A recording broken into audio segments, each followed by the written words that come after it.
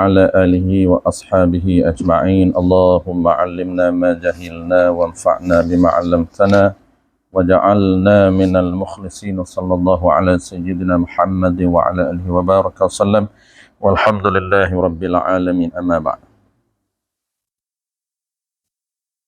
Qala al-musannif rahimahullahu ta'ala, sambung perkara yang membatalkan sembahyang, kan 40 perkara yang membatalkan sembahyang.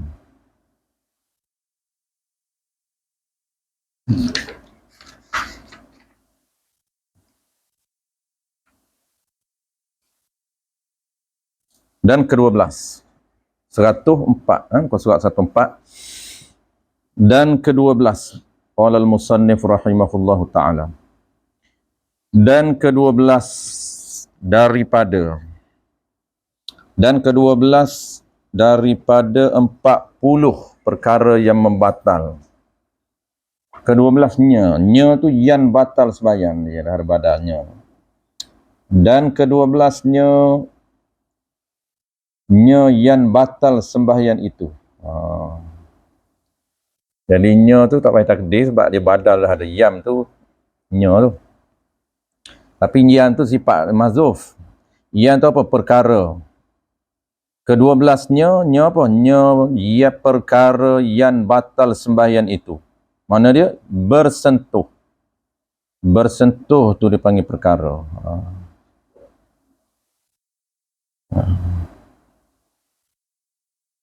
Perkara yang ke-12 ialah bersentuh najis. Tu perkara batal tu, bersentuh. Yang tu sifat baru, belum ni lagi. Jadi perkara batal tu ialah bersentuh najis atau menanggun. Baik. Jadi pertamanya perkara batal yang ke-12 ialah perkara batal sembahyang ke-12 ialah bersentuh najis. Bersentuh najis ni dia nak, pertama dia nak kena syarat sentuh. Yang kedua syarat dia najis. Kalau najis tapi tak sentuh, tak batal. Kalau sentuh tapi tak najis, tak batal juga. Sentuh dah tapi tak kena najis. Ataupun najis tapi tak sentuh, tak dinamakan sentuh. Jadi cukup dua syarat baru batal. Sentuh dah, sentuh apa? Najis ni, batal. Apa dia nak kata sentuh tu? Dalam mazhab Syafi'i, sentuh ini, makna sentuh ni bertemu kulit dengan sesuatu. Di sini dia nak bertemu kulit dengan najis. Tapi dalam bab perkara batal dia ada perbezaan sedikit. Ada tak bertemu kulit pun batal juga. Bersentuh juga. Bersentuh apa? Bukan kulit je. Tu kena detail. Cuma kita nak faham sentuh dulu. Faham sentuh dulu. Nak sentuh asalnya bertemu kulit dengan kulit. Tapi dalam bab perkara batal tak semestinya kulit. Berkain, sentuh kain dengan najis batal. Sebab apa? Sebab kain berada di kulit. Tu kita kena faham saja. Tapi nak bagi faham sentuh dulu. Maksud apa di sini ni? Disentuh di sini ni dia panggil bertemu sesuatu. Sesuatu tu apa? Sama ada kulit ataupun benda yang berada di kulit pakaian. Bertemu tu dipanggil sentuh. Bertemu sesuatu tu, bertemu tu dengan najis. Kalaulah bertemu sesuatu sama ada kulit ataupun pakaian yang berada di kulit kita, di badan kita, tapi bukan najis, maka tak batal lah. Contoh apa? Contoh duduk di pakaian kita itu, bukan najis pun. Apa dia? Tahi telinga. Tahi telinga tak najis, tak batal lah. Itu dia kata bertemu tu, bersentuh tu. Sentuh, temu di sini dengan maksud temu najis. Kalau tahi telinga bukan najis. Penuh baju pun tak apa. Ataupun hingu bukan najis. Penuh poket pun tak apa. Air liur bukan najis. Penuh poket pun tak apa. Air liur ni jenis orang lama, bukan orang tua. Orang lama ni dia punya kelenjar air liur dia dah hilang fungsi. Tak ada berit. Macam kita ni Allah Ta'ala bagi kekuatan boleh kontrol air liur. Kita nak keluar, paksa keluar boleh. Nak stop boleh. Sampai satu tahap, air liur kita dah tak boleh stop. Dia keluar meleleh. Bercakap pun meleleh air liur. Tak bercakap pun meleleh air liur. Duk solat pun meleleh air liur. Nak telan tak boleh. Lepas dia buat macam mana? Maka dia pun ludah dalam poket. Ludah dalam poket, penuh poket air liur. Penuh poket hingu. Kenapa hingu? Sel-semua. Orang sel-semua nak solat. Menitih aja. Maka jangan pastikan menitih atas masjid, haram. Surau tak apa. Maka nak elakkan daripada menitih atas masjid, maka dia pun sediakan poket dia. Bagi poket besar. Hingu masuk poket habis. Penuh. Penuh poket atas, poket bawah. Pakai poket tu, poket baju apa?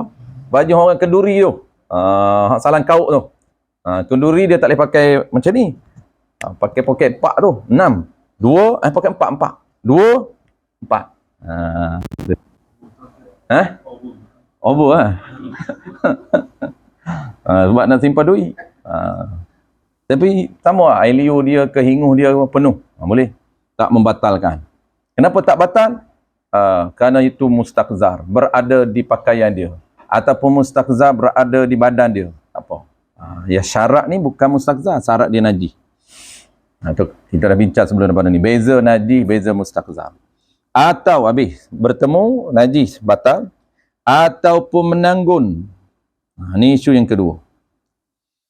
Bertemu najis ataupun menanggun baran. Menanggung. Menanggung tu, menanggung apa? Menanggung baran. Ini bukan bertemu, menanggung. Bertemu tu bertemu atau bersentuh najis. Ini bukan bertemu. Ini menanggung. Menanggung ni apa? Membawa, termasuk dipanggil menanggung.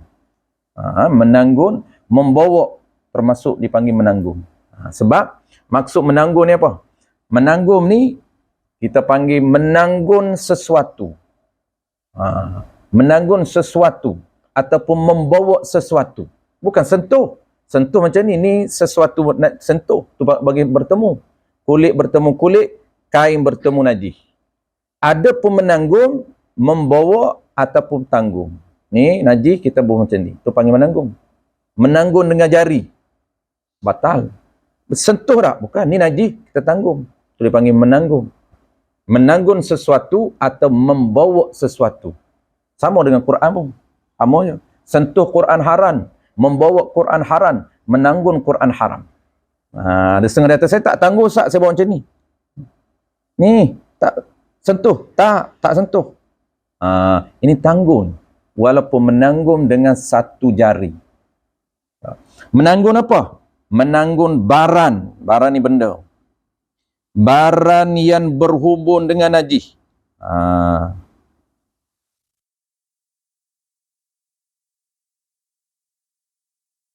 Ni dia tanggung ni apa ni? Baran yang berhubung dengan najis. Bukan dia tanggung najis. Bukan dia bawa najis. Bukan dia tanggung najis. Tapi dia tanggung benda yang berhubung dengan najis. Tu. Najis mana? Najis yang tiada dimaaf. Ni dia menanggung baran yang berhubung, bukan menanggung najis. Bukan menanggung najis lagi batal lah. Ni bukan tanggung najis ni. Menanggung baran tu dia berhubung dengan najis. Benda yang kita tanggung tak najis pun, tapi benda tu dia berhubung dengan najis. Kalau tanggung direct najis, yang itu kita faham lah. Sama dengan sentuh ataupun tanggung. Yang ni menanggung baran yang berhubung dengan najis. Najis mana? Yang tiada dimaaf. Najis itu yang tidak dimaaf pada badannya, badan seseorang. Pada ni dia panggil nisbah. Najis yang tidak dimaaf, nisbah badannya, badan seseorang, atau pakaiannya, pakaian seseorang. Ataupun tempat sembahyangnya, tempat sembahyang seseorang. Najis tu sama ada najis yang tidak dimaaf tu, nisbah sentuh di badan dia, ataupun badan dia tanggung dengan badan dia, ataupun pakaian dia. Sentuh pada pakaian dia, tak boleh juga. Sentuh pada pakaian dia, ataupun sentuh dengan tempat sembahyang. Maksud tempat sembahyang ni, tempat yang dia rokok, tempat yang dia sujud, tempat yang dia berdiri. Jangan bersentuh dengan najis. Tempat masa dia kiam jangan ada najis. Dia rokok, jangan kena najis. Ruang dia rokok tu pastikan tak najis. Tempat dia kiam pastikan tak najis. Walaupun najis atas kepala, tak apa. Sebab tak kena pun. Tak panggil tempat solat. Tempat solat dengan maksud apa? Tempat solat dengan maksud ketika dia berdiri, itulah tempat sembahyang dia. Ketika berdiri, walaupun hampir sangat dengan najis atas kepala, dia sembahyang di siling dia dekat. Atas, di siling dia ada tak cicak penuh. Tak burung ada, tak cicak ada. Tapi kepala dia kena, tak kena. Maka tidak batal sembahyang. Kenapa? Tak batal. Sebab tak bersentuh dengan najis. Tak menanggung najis. Itu najis atas kepala dia, itu atas. Bukan dia tanggung. Sebab tak bersentuh dengan dia. Yang tanggung ni mesti bersentuh. Itu dipanggil tempat solat. Kalaulah dia rokok, tempat solat dia, ruang dia rokok, jangan ada najis. Dia rokok itu jangan ada najis. Ketika mana? Ruang rokok. Iktidal sama, sujud sama. Tempat yang dia letak 7 anggota itu jangan ada najis. Itu dipanggil tempat sembahyang. Walaupun di bawah dada dia itu ada najis. Contoh, dia sujud Allahu Akbar. Dari dia sujud ni tak ada najis. 2 tangan dia letak tak kena najis. Walaupun tahi ni, tahi cicak ataupun tahi anak dia kencing ni, tahi anak dia berak ni, duduk bawah dada. Dia sujud aja, bawah dada ada tahi. Dia sujud aja, tepi tangan ada tahi. Itu tidak dinamakan tempat sembahyang. Sebab tempat sembahyang ketika sujud, tempat dia letak 7 anggota. Di kaki dia, tempat dia pacak, tak kena najis pun. 2 kepala lutut dia, tempat dia letak, tak kena najis pun. 2 tangan tempat dia letak, tak kena najis. Tempat sujud, tak kena najis. Itu dipanggil tempat sembahyang. Cuma, kaedah dalam mazhab al-Imam Syafi'i, sembahyang berhampiran dengan najis ini makruh. Maksud makruh, sekiranya kita belum takbir tu, belum takbir memang sengaja kita solat berhampiran najis, itu makruh. Kalau solat atas najis, itu tidak sah. Tapi kalau lah kita dah takbir, tiba-tiba baby datang berak, itu tak apa. Kerana memang kita dah solat tempat bersih dah. Jadi sunat, sebab tu kenapa antara perkara sunat sebelum takbir. Dia ada beberapa perkara sunat sebelum takbir. Yang kita bincang tadi. Pertamanya, sunat kita luruskan tangan. Tangan itu lurus siap-siap. Belum takbir sunat lurus. Bukan selepas takbir, bukan nak angkat tu, baru lurus, nak angkat. Allahu Akbar. Belum angkat itu sunat lurus. Bukan sunat gerak. Tak sunat gerak dah. Lurus. Tak perlu betulkan tangan, lengah, tak perlu. Kan macam-macam kan hari ni orang muda. Tiap macam tu. Nasib baik dia tak macam ni. Ada juga yang buat, duduk masjid. Nasib baik tak kena belakang tu imam. Dia duduk belakang tu imam. Siap senaman. Siap tekok. Sekejap lagi lah ban, tekok tu. Tengkok ni tak sunat bergerak dah. Sunat, yang pertama luruskan tangan. Yang kedua sunat apa? Mata. Fokus di bawah. Dia panggil sunat melihat tempat ataupun kawasan sujud. Kenapa sunat melihat kawasan sujud? Dia ada kaitan dengan najis. Apabila kita tengok kawasan kita nak sujud ni, kawasan kita nak solat ni, tempat solat kita clear daripada najis. Itu sunat. Sunat pastikan tempat yang nak sujud ataupun tempat solat kita suci daripada najis. Kalau ada nampaknya najis, sunat cari tempat lain. Maksudnya, bukan najis tempat kita nak pijak ni. Tempat hampir. Kalau nampak najis berhampiran, cari tempat lain. Sebab makruh solat berhampiran dengan najis.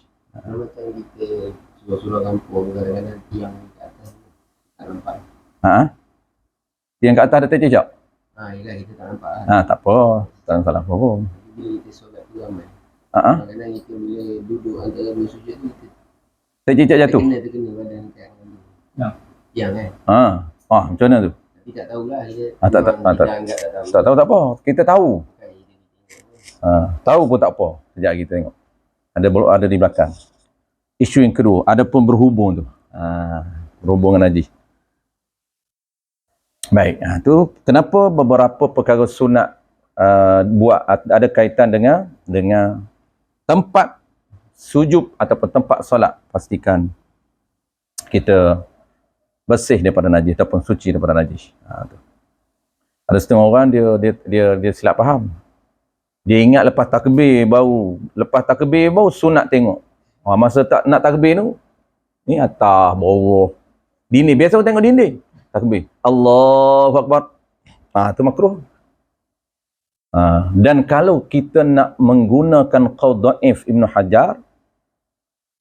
Hajar, dia kata pengiraan batal sembahyang anggota berat bergerak 3 kali termasuk anggota sunat. Termasuk gerak sunat. Itu pendapat dhaif Ibnu Hajar Al-Haytami dan mazhab kita. Mazhab lain tak menjadi isu lah, mazhab Syafi'i.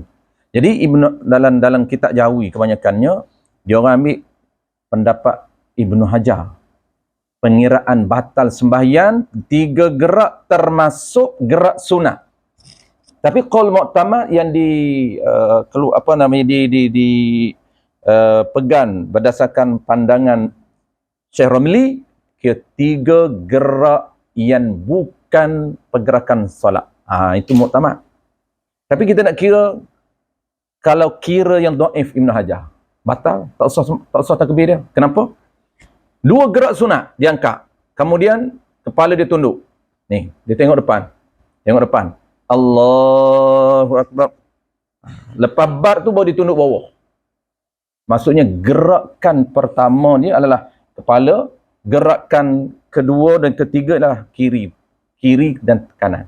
Ni 2 gerak ni. 1, walaupun gerak sunat, kan sunat angkat 2 tangan. Ya, sunat. Ibnu Hajar kata gerak sunat pun dikira. Tapi qaul mu'tamad Syekh Ramli kata tak payahlah kira, tu kan sunat. Kita kira yang tak sunat, tak wajib, dipanggil bukan pergerakan sembahyang. Tu kira 3. Kalau orang yang warak, dia tengok tu imam macam tu, dia tak ikut. Walaupun dhaif. Batal tu dhaif dia kata. Walaupun dhaif. Ibnu Hajar tak ikut. Ibnu Hajar tak ikut. Kita ikut Ibnu Hajar.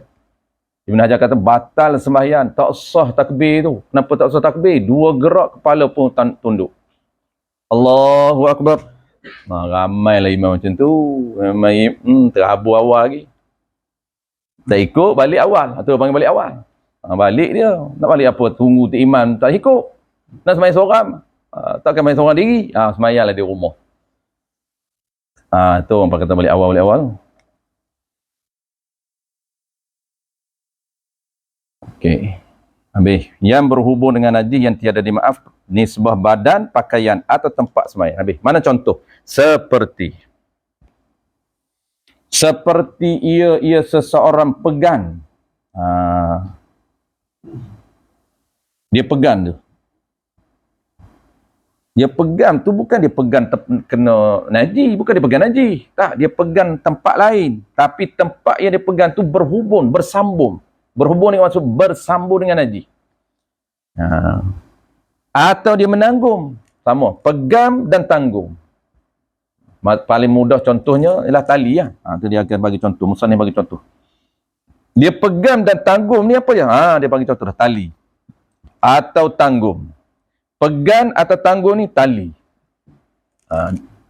Tali yang mana? Yang berhubung, yang bersambung. Berhubung tu bersambung dengan najis. Dia pegang, tempat dia pegang tu memang tak ada najis. Ni, tali ni. Kita pegang ni tak ada najis pun sini. Najis ni duduk ni. Ni belengkar-lekar ni. Belengkar panjang. Najis ni duduk hujung sana. Kita tarik tu tak bergerak pun. Sebab dia panjang tali ni. Tapi dia ada bersambung tak dengan najis? Bersambung dengan najis. Dia panggil berhubung ni maksud bersambung dengan najis. Hujung sekali tu ada najis. Kita pegang kat mana? Ni kat sini. Kita tanggung kat sini. Kat sini kita letak. Ni wire mikrofon. Ni. Letak kat sini. Wire mikrofon. Hak najis duduk mana? Ni atas speaker tu. Burung berak. Cicak berak. Kelawar pun datang berak. Atas apa? Speaker atas tu. Dia bersambung tak? Dia bersambung. Batal kata dia? Tu nak bincang. Seperti ia pegang atau tanggung. Pegang dan tanggung tu tali. Tali yang mana? Tempat yang mana dia pegang tu? Tali yang bersambung dengan najis. Dan jikalau ghayah. Dan jikalau ghayah tanggung ni. Tali itu panjang berlingkar-lingkar sekalipun. Walaupun panjang tali tu. Bergerak tak bergerak pun hujung tu. Tu nak cerita panjang tu. Tali speaker tu atas tu. Ada orang tak faham, dia kata tak boleh ikut lah. Tak boleh pakai lah mic hak jenis tu. Gantung ni, nu speaker atas tu. Tarik cicak tu atas tu. Tarik burung di atas tu. Yakin tak? Takkan tak ada. Ni kira yakin ni. Bukan kira takkan ni. Ni kira yakin. Memang dia tengok. Kalau tengok, tak yakin. Oh main takkan. Takkan tu tak bincang dalam fiqah. Main takkan. Dia ambil kat mana entah. Dalil takkan. Dia, level dia yakin. Level dia zon. Syak tak terpakai. Waham lagi tak terpakai. Ada 4 level dalam sistem syarak. Yakin dan zon saja diambil kira.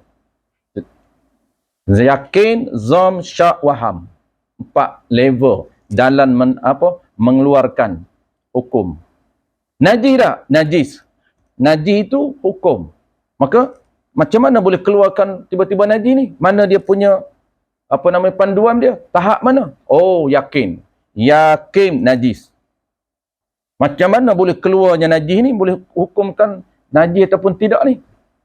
Zon.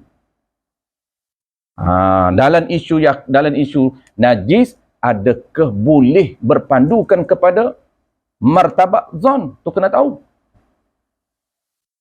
Zon, mana tahu zon? Di tepi, tanda, nuang mangkuk tandas ni. Tepi sangat baldi duduk. Takkanlah kalau kecing sini tak kena. Tu dipanggil zon. Maka tidak diambil kira zon. Dia hanya kira yakin. Berat hati saya ustaz sebab duduk tepi mangkuk sangat. Kalau kencing memang terpancuk masuk dalam baldi. Tu dia yang kira. Dia kata berat hati saya. Berat. Tanya dia kenapa berat? Mana dalih? Dia tengok zom ni semua nak boleh pakai. Zom dalam bab najis tak boleh. Zom dalam bab ibadat, masuk solat boleh pakai zom. Keluar solat tak boleh pakai. Keluar solat yakin. Ketika dia nak bagi salam, adakah memadai zon? Tak boleh. Kaedah dia nak masuk solat memadai zon, keluar solat wajib yakin. Itu kaedah. Jangan keluar solat, aku ni macam berat dah hati ni, 3, 4 ni. Berat dah hati 4 ni. Bukan syak. Syak, 3, 4 ni. Sama berat. 3, 4 sama berat. Nak kata 3 pun boleh jadi, 4 pun boleh jadi. Sama berat. Boleh dari dia orang panggil pun salam dalam syak. Tidak sah. Salam dalam syak tidak sah. Beratlah. Berat dah 4 ni. Dia adalah benda yang memberatkan dia 4 tu. Kenapa berat 4 tu? Sebab tak ada nampak orang tegur ni. Dia tak tahu belakang dia tu, dia bedal je. Kalau iman 5 lah. Dia kata biasanya akan ada orang tegur ni. Nampak tak? Berat tu. Berat 4 tak boleh. Dia kena yakin. Dalam keadaan zam bagi salam tidak sah. Dia kena yakin bulat 4 baru boleh bagi salam. Kalau duk main 3, 4 wajib tambah satu lagi. Bukan sunat tu, wajib tambah satu lagi. Sebab supaya apa tambah satu lagi wajib? Supaya bulat memang yakin sungguh. Ni baru yakin 4 ni. Lebih tak apa lah. Memang yakin tu 4, lebih over tu. Lebih tak lagi yakin lebih. Ni bukan saja 4 ni 5. Lagi yakin lah. Dia nak salam dalam yakin. Jangan salam dalam zam, jangan salam dalam syak. Ibadat pun dia kena ambil tahu bila boleh pakai zam. Tak semua pakai zam. Begitu juga syak. Begitu juga najis. Najis yakin. Yakin. Tengok. Cium air baldi tu memang bau. Kencing. Ni game kaki kencing mana datang ni. Tu yakin lah. Tak boleh guna lah. Air tu. Oh yakin. Ni yakin ni. Isu yakin ni. Kalau tak yakin tak payah sembam lah. Dekat kata imam tu. Tak payah sembam lah man. Letak aja mic ni. Bukan yakin atas tu ada tak cicak. Ada setengah tu jenis tak. Tok Guru cakap apa? Jenis mengaji fiqah tak masak. Apabila tak masak nak amal tak boleh. Ibarat makanan, kalau tak masak bukan boleh makan pun. Ubi tak masak tak boleh makan. Tape tak masak tak boleh makan. Buang je lah. Ngaji ni biar sampai satu tahap boleh beramal. Kalau duduk tengah tak masak lagi tu, nak betul-betul tu, jangan. Jangan duduk mengajar lagi. Haru habis masyarakat. Bukan dia yang pening. Dengan murid-murid pun 2 kali pening. Ini yakin. Yakin macam mana?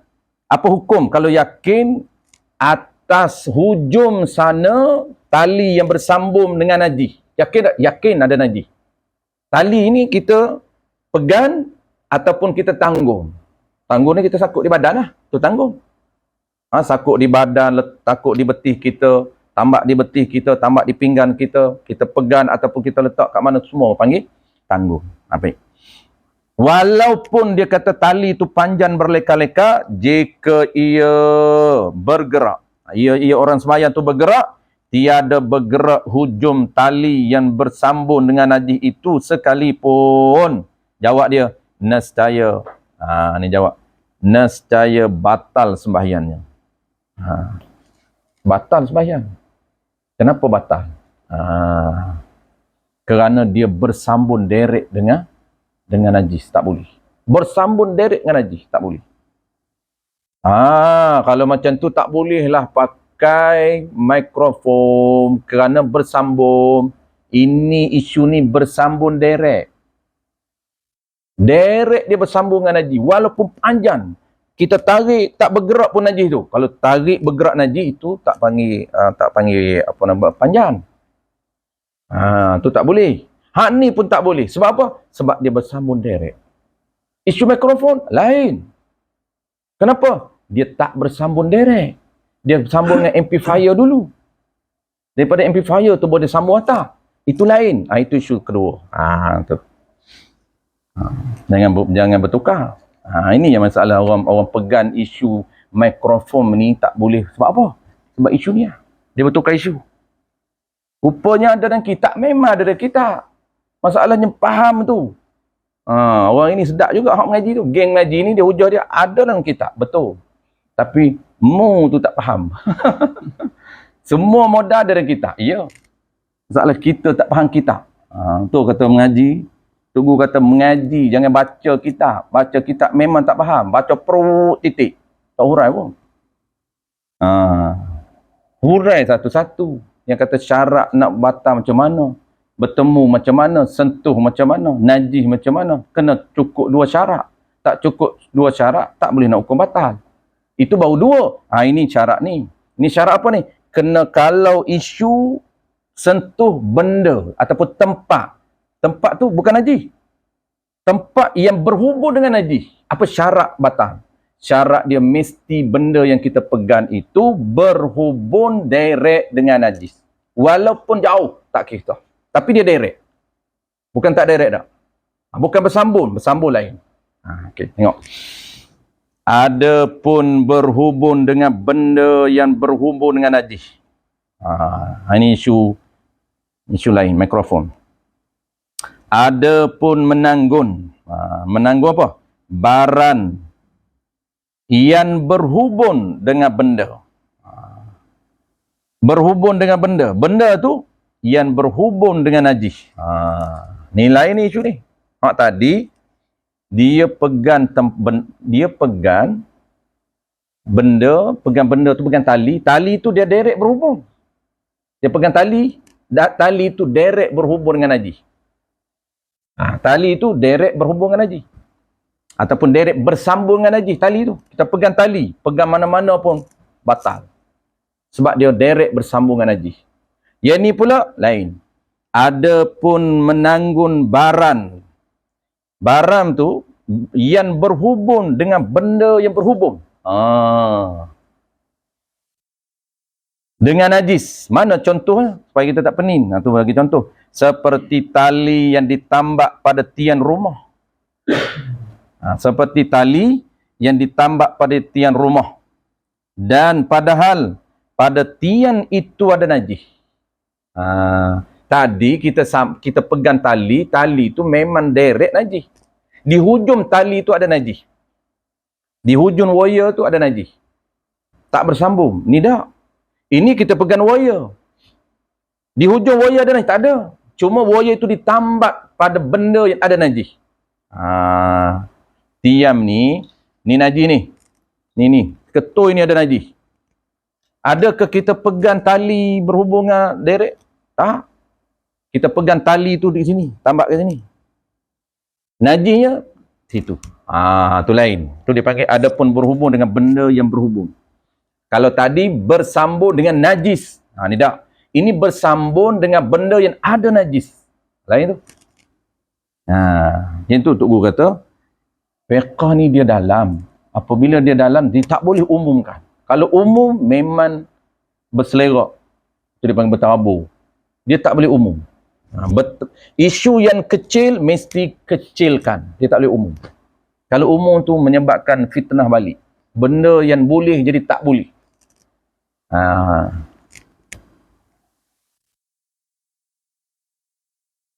Macam ni lah. Orang faham umum. Dia belajar ta'halusi. Dia kata jual beli ayam yang kita pernah sebut dulu dalam bab muamalah. Jual beli ayam yang belum dibasuh bersih, ada darah di tengkuk di leher dia, sembelih jual terus. Sembelih jual.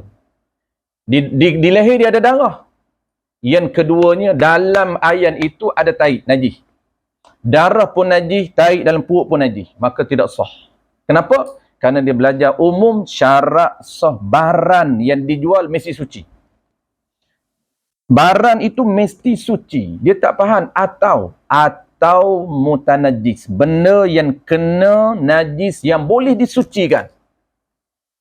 Benda yang kena najis boleh disucikan dengan menggunakan air. Kalau suci dengan cara lain tak boleh. Sah tak? Sah. Tapi apabila dia faham umum menyusahkan. Siapa buat keluar hukum? Siapa betul-betul warak, dia kata orang tak akan beli ayam semelih belum buang perut. Waruk apa? Pandai bercakap je waruk tu. Tanya waruk tak tahu. Orang kita, dia pandai bercakap. Bab cakap waruk, dia tak tahu waruk tak apa dia. Dia kata kalau waruk, orang betul-betul waruk, maksudnya betul-betul jagalah. Jaga yang haram dan syubhah. Ni syubhah ni. Syubhah apanya? Yakin suci tu. Darah. Darah tu boleh dibasuh. Sebab syarat sah jual beli mazhab Syafi'i, barang tu suci atau mutanajis yang boleh dibasuh. Boleh tak basuh dah? Boleh. Boleh tak buang najis? Boleh. Cuma detailnya akad itu sah. Hak najis ada tu, dia panggil ittiba'. Dia panggil yadus sufqah. Tu detailnya. Dalam tu sebenarnya, bukan kat jual beli je. Dia ittiba' yadus sufqah. Tapi belajar hudu-hudu, dogo-dogo ni, tak tahu menata apa yadus sufqah. Tahu jual beli je. Tapi dia tak tahu, tapi pandai bercakap. Tak sah tu, tak tahu. Dah belajar dogo-dogo, belajar kasar-kasar, orang Kelantan kata. Tak payah buat hukum lah. Ni tak. Siapa yang jual beli ayam, semelih tak basuh, tak sah. Fatwa mazhab dia. Mazhab lain lagi sah. Hanafi, Maliki lagi sah. Syafi'i pun sah. Tiba-tiba dia tak sah. Takkan mazhab baru. Hancur mazhab banyak lagi ni. Selerak mazhabnya. Mazhab dia sendiri, tapi bahayanya claim Imam Syafi'i. Bahaya. Lepas tu kita mengaji kasar-kasar, jangan duduk. Jangan duduk, jangan duduk semangat berfatwa. Kesian. Hak mana percaya kat ustaz tu, habis. Hak mana dengar ceridik tu, tanya jugalah. Hak mana telan bolak-bolak, tak boleh beli lah. Ayah di pasar, tak buang tarik tu, kena buang tu. Ban, ayah abang ni dah buang semua tak lagi barang dalam. Tak, tak boleh. Tak boleh beli. Saya nak abang buang dulu. Tidak pertimbang tak sah dia tak. Saya nak ayam, abang timbang dengan tarik-tarik. Tak fahamnya orang macam ni. Jual ayam hidup tu, boleh jadi dia berani jual ayam hidup. Kalau jual ayam hidup, tanya dia sah ke jual ayam hidup? Jual ayam yang tidak disembelih, hidup-hidup. Sah ke tidak? Sah. Kenapa sah pula? Ada tarik juga dalam tu. Tak apa, dia kata tarik ni di nyawa. Pandai dia jawab. Apabila nyawa ada, dia boleh dia kata. Boleh. Sebab nyawa tu kuat. Kekuatan nyawa tu, roh ada. Sebab tu jual binatang hidup sah. Melainkan jual pada orang kafir yang yakin dia tak sembelih tu tak boleh, haram. Tu jaga-jaga. Yang kasar-kasar ni bahaya dia fitnah balik ke agama. Mak boleh dia kata tak boleh. Baik, habis. Jadi isu kedua ni dia pegang tempat yang tak ada najis dan bersambung pula dengan tempat yang tak najis juga. Cuma tempat barang tu ada najis. Tali ni diikat pada tiang yang di tiang itu ada najis. Tu. Seperti tali yang ditambak diikat pada tiang rumah dan wawul haliyah padahal pada tian itu yang ni ada pada pada tu bukan pada nisbah tu, ada pada dan padahal ada pada tian itu najis, dan jikalau ghayah najis tu, nak cerita najis tu bersangatan najis tu, walaupun najis mughallazah sekalipun, tak kisahlah asalkan ada najis je ni nak cerita, tak kisahlah najis apa pun, walaupun mughallazah pun, dan wawul haliyah juga, padahal juga, dan dengan mana padahal, dan yang ni padahal tali itu ditambak pada tiam tempat yang tiada najis. Jangan tambak pak najis. Tambak pak najis isu pertama, tambak pak najis isu pertama tadi, ini isu kedua. Isu pertama, tali kena najis, di hujung tali ada najis, itu isu pertama. Isu kedua ni, di hujung tali tidak ada najis, tapi diikat tempat yang bersambung dengan najis. Ikat apa? Ikat tian. Di tian tu ada najis tak? Ada najis. Tu.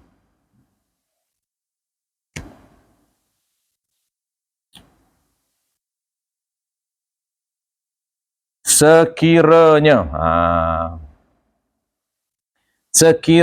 jikalau kita tarik tali itu, ni dia panggil apa ni? Dipanggil cara nak keluar hukum tu kena tengok banyak. Tapi kalau isu pertama mudah. Isu pertama ni apabila tali kita pegang ataupun kita sentuh ataupun kita tanggung, tali tu bersambung direct dengan najis. Cara dia apa? Cara dia pertama sentuh ataupun tanggung ataupun bawa. Sentuh apa? Sentuh tali tu. Tali tu cara kedua bersambung tak direct dengan najis? Ya, bersambung direct dengan najis. Dua syarat ni batal. Sentuh batal. Pegang batal. Tanggung batal. Tapi isu yang kedua detail. Sebab apa? Sebab dia pegang tali yang tak bersambung direct dengan najis. Tali tu bersambung dengan apa? Bersambung dengan tempat lain. Dan tempat tu ada najis. Tali tu diikat dekat kapal buat tarik. Kapal in the water. Band tarik dia panggil. Tapi bukan tali kita tu ikat terus. Tarik tu. Tak. Tali ikat dekat kapal, tarik duduk dalam kapal tu. Bukan direct tarik, tak kena tarik pun tarik ni. Tarik duduk dalam kapal. Tu sama. Ada syarat. Apa syarat dia? Sekiranya jikalau kita tarik tali itu, fardukan tali itu teguh. Fardu ni andai. Dia panggil fardu takdir. Andainya, dia kata tali itu kukuh. Teguh ni kuat. Tali itu kemas. Tak rapuh tali tu. Bukan tarik putus tali tu. Ni tak. Tali tu kuat. Tarik kuat. Nescaya tiada bergerak. Tu. Kuat ni, teguh ni, nescaya tiada bergerak tiam tu. Kuat tak kuat? Tali tu bukan rapuh. Kalau sentap putus tali tu, tak jadi tu. Ni tak. Kalau kita tarik, tak bergerak pun. Nescaya dia kata, tiada bergerak tiam tu. Tu. Maka jawab dia, maka tiada batal sembahyangnya. Tak batal tu dengan takluk tak batal. Tiada batal tu dengan dipegang atau ditanggung tali itu tak batal. Pegang pun tak batal, tanggung pun tak batal. Maksudnya pegang dengan tangan, sentuh dengan tangan pun tak batal, tanggung, ikat di pinggan pun tak apa. Kenapa tak batal? Dia ada sebut di bawah tu. Kerana apa tak batal? Kerana dikira benda asin antara tian dengan tali tu. Tian tu tempat lah. Tempat ada najis. Tempat ada najis. Lain. Tali tu lain. Tali kita ikat, tempat ada najis. Bukan ikat di najis, tempat ada najis. asin. Tempat ada najis tu asin, tali asin, dikira asin. Tu.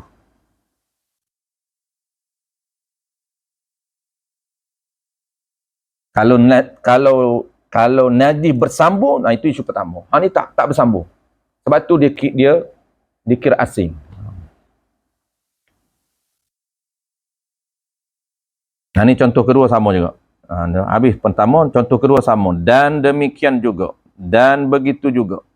Dan sama juga. Tu wakadzalika. Wakadzalika dia ada wajah syabah. Begitu juga. Sama juga. Sama tu mesti ada sudut. Sama dari sudut mana? Tu wajah syabah. Wajah syabah ni orang panggil titik persamaan. Titik persamaan. Orang panggil apa? Bahasa moden. Sudut persamaan.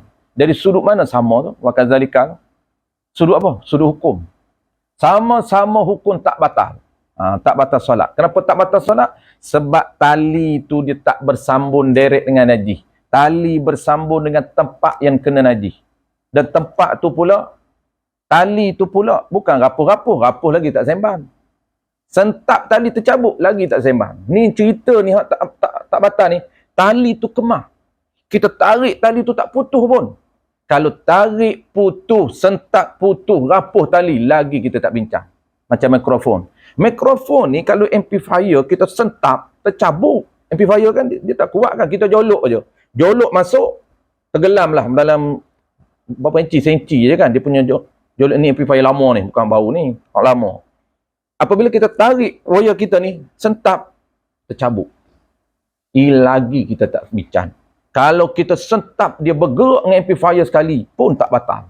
Sebab najis di atas dengan amplifier tu berbeza. Dan wire kat kita pun berbeza. Yang batal macam mana? Wire kita ni yang duduk di baju tu imam bersambung terus ke speaker, yakin di speaker tu ada. Tapi dengan syarat kita sentak speaker, luruskan speaker. Punya kuat dia punya tali. Kalau sentap terputus, rapuh, tak bincang tu. Ni kuat ni. Sentap terabur dengan speaker. Turun sampai kepala tu imam. Hantar ke tu imam. Tu. Ni kita je yakin. Kalau tak yakin cakap kat dia. Tok Guru cakap kalau jenis fatwa lagu tu itulah tanda Tok Guru baca kitab.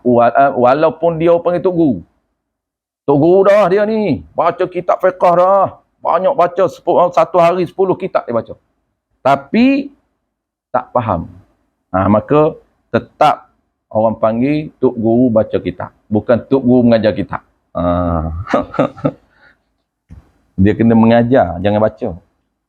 Baca tu masuk kelas jawi lah. Dah pandai jawi tu, boleh baca kitab lah. Itu tak perlu Tok Guru baca. Kami boleh baca. Kalau kadang nak berdome je.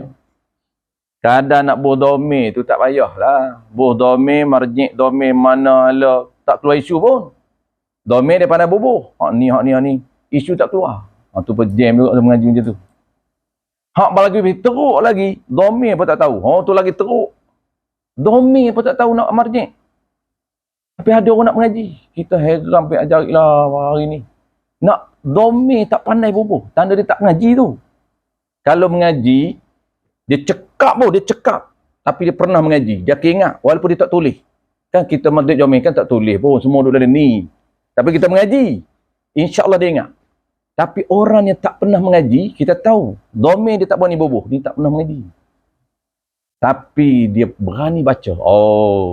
Ini kepala syaitan nama dia. Kenapa kepala syaitan?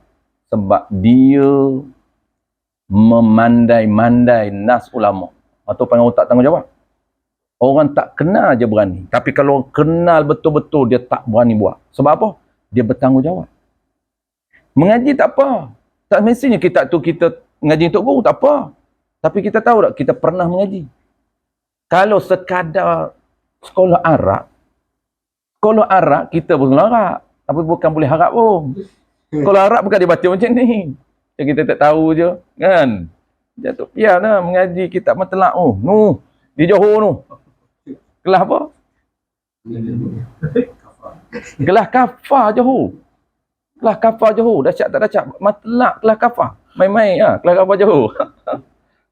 Berani challenge. Tingkatan 1 naik baca iknok tu, senok perut. Tingkatan 1 baca iknok. Itu duk pondok pun 5 tahun duk pondok baca iknok. Tu pun senok perut. Baru masuk pondok tahun pertama tak baca iknok lagi, selera. Bacalah ayat Anas dulu ke, Fatul Mu'i ke dulu. Masuk tahun pertama tu naik kitab iknok tu. Tu jeng. Hidup pondok tak apa. Dia masuk semua kelas kan. Tak kita ada asas. Habis lagi. Contoh kedua, begitu juga wajah syabah dia kat mana? Sama juga hukum dia. Tali yang diikat pada tiang rumah sama pada pihak apa? Dari sudut apa? Dari sudut tak batal. Tu sama tu. Sama juga tali yang diikat pada kapal yang besar. Kapal buat taib. Dan ada dalam kapal itu najis. Ada dalam kapal itu taib. Dan tempat yang diikat tali itu tiada najis. Tak ada taib pun. Maka tiada batal sembahyang. Kita pegang atau tanggung tali itu. Pegang tali itu, tanggung tali itu. Kenapa? Kita juru mudi kapal. Katanya kapal buat taib. Parking lah kapal tu. Solat atas ni. Tapi ni tepi pantai ni. Kapal kita tu berlabuh. Jangan dekat sangat. Tali kita. Tali ikat kat pinggan ni. Tali ikat pinggan. Takut hanyut kapal. Batal tak batal. Tali tu ikat dengan kapal tu, kapal ada taib. Bukan ikat di taib. Bukan ikat di kepala taib cakap dia. Jangan fikir dengan kepala. Fikir kepala batal lah. Kenapa pakar dia fikir dengan akal? Itu bersambung tu. Tarik dalam tu penuh, tarik dalam tu. Mana boleh bersambung? Berhubung bukan direct najis. Berhubung dengan tempat yang tidak ada najis. Tapi tempat itu ada najis. Cuma tali ditambak. Bukan dengan najis. Tu beza. B.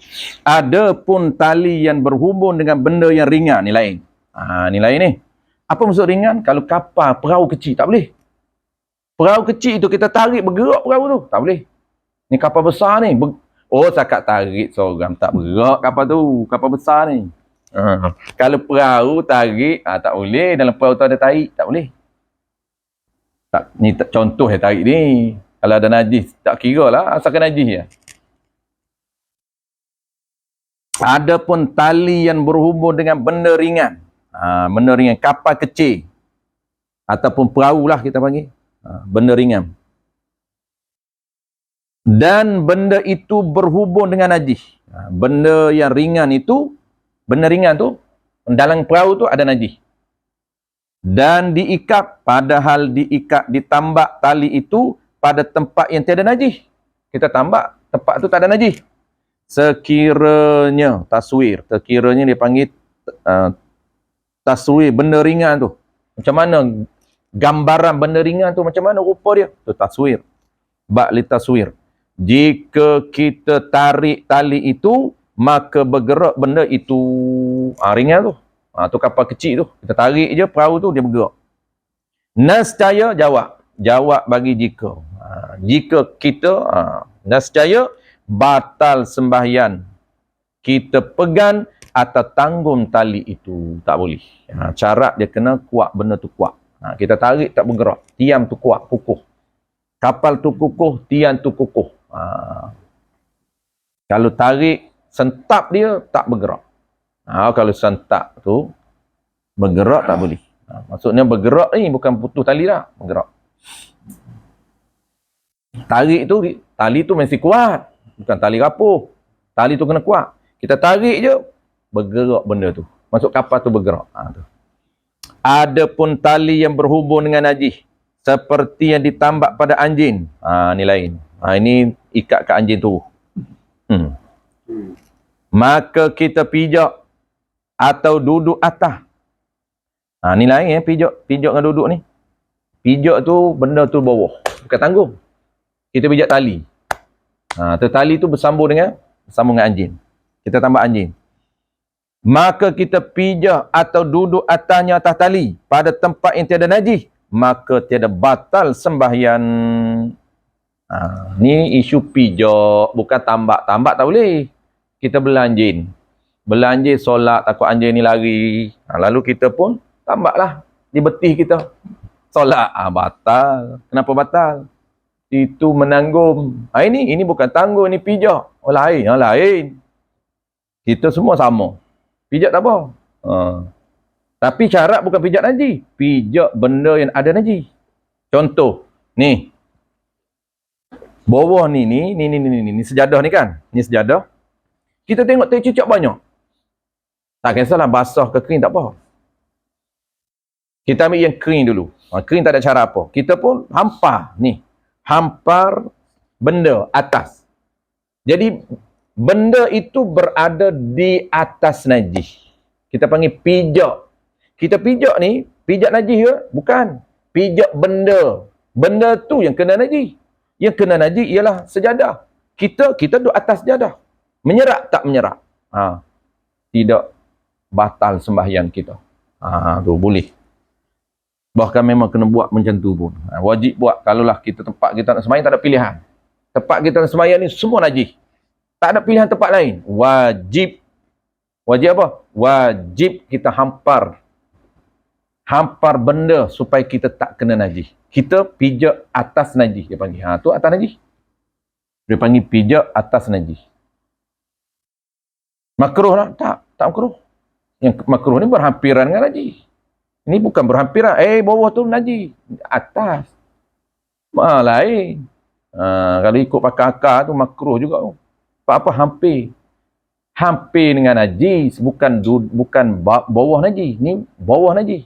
Kita duduk atas. Tu. Bahkan kalau tak ada pakaian yang ada seluar kita, wajib telanjang. Tak boleh sujud atas najis. Tak boleh. Kalau dia sujud atas najis, tak sah sembahyang dia. Batal sembahyang dia. Bahkan dia telanjang, letak seluar dia, tempat dia nak sujud, sah sembahyang dalam telanjang.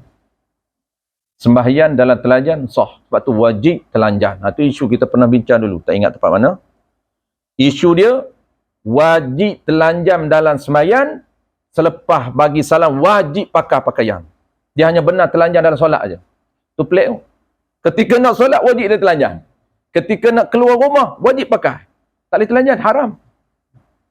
Dia kata dalam solat telanjang, Ustaz, takkan keluar rumah tak boleh telanjang. Haram telanjang keluar rumah. Wajib pakai walaupun pakaian dia najis. Pakaian ada najis, kalaulah dia nak solat, wajib tanggalkan. Contoh, kita ada selain ni je. Selain ni je. Dan tak ada air nak basuh. Tak perlu gunting. Tak wajib gunting. Tak ada air nak basuh. Kalau ada pilihan, tak payah dia tanya lah, ni cerita isu. Isu ada satu lai, ada najis pula, lepas tu nak basuh tak ada air. Nak solat, wajib solat. Ketika nak solat, wajib lodehkan keluar. Lempar buan, jubah ni. Lepas tu solat macam mana? Solat telanjang. Ketika nak keluar, selepas je bagi salam, wajib pakai balik. Lebih lagi tak nak keluar rumah, wajib pakai. Pakai dalam keadaan ada najis, wajib. Jadi tutup aurah ni wajib tutup aurah walaupun najis. Walaupun benda yang tutup aurah itu ada najis, wajib. Melainkan ada pilihan. Pilihan tu tak boleh lah. Haram lah sengaja dia pilih pakai benda yang najis. Tu haram. Ini tak ada pilihan, wajib pakai. Tapi sembahyang tak boleh. Tu peraturan dia. Sembahyang kalau ada najis di badan dia, pakaian dia ada najis, wajib telanjang. Tu teka-teki yang pelik sikit tu. Mudah nak ingat dalam bentuk teka-teki. Ya. Pijak kat sini, pijak berlapik ke, pijak tak berlapik pun tak batal. Yang di sini ni, dia bukan, dia pijak bertemu badan dia atau pakaian dia sama. Contoh kaki dia tak pakai kasut, tak apa. Sebab apa? Pijak sebab tali. Dia pijak di tali tu, tempat dia pijak bukan najis. Kalau tempat dia pijak najis, tak boleh. Dia pijak najis, bukan. Dia pijak tali yang berhubung najis. Mana tali berhubung najis? Tu, duk tambak di tengkok anjing tu. Anjing tu kan najis. Anjing najis. Lepas duk dukung macam mana paling? Anjing awak dukung hari ni. Amboi kemah. Dukung anjing. Bela buat tidur. Orang Islam. Dia otak ulama' dulu. Tali ulama'. Ulama' dulu bela anjing. Ulama' mazhab mana? Yang kau ni mazhab mana? Tak ada mazhab. Mazhab Hanafi tak juga. Kalau mazhab Hanafi tahulah mazhab Hanafi ni macam mana, mazhab Maliki macam mana najis anjing tu. Tak najis. Mana ada tak najis? Mazhab Maliki najis anjing liur dia, air liur dia tu najis. Lain tak najis. Bulu dia tak najis.